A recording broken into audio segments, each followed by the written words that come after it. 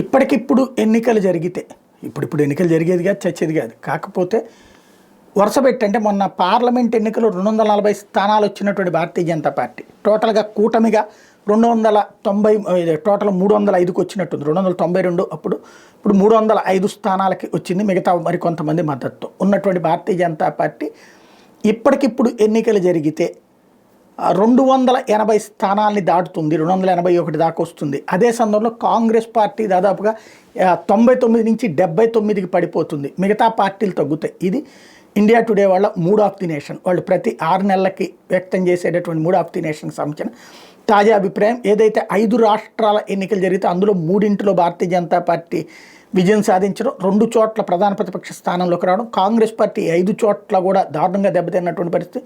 2 చోట్లేమో మిత్రపక్షాల కారణంగా ఉనికి చాటుకుంది, ఇంకో 3 చోట్లేమో భారతీయ జనతా పార్టీ చేతిలో చిత్తు అయినటువంటి సందర్భం. ఢిల్లీలో అయితే కంప్లీట్గా జీరో అయినటువంటి సందర్భంలో ఈ సర్వేలు అనేటటువంటిది కీలక ప్రాధాన్యం సంతరించుకున్నాయి.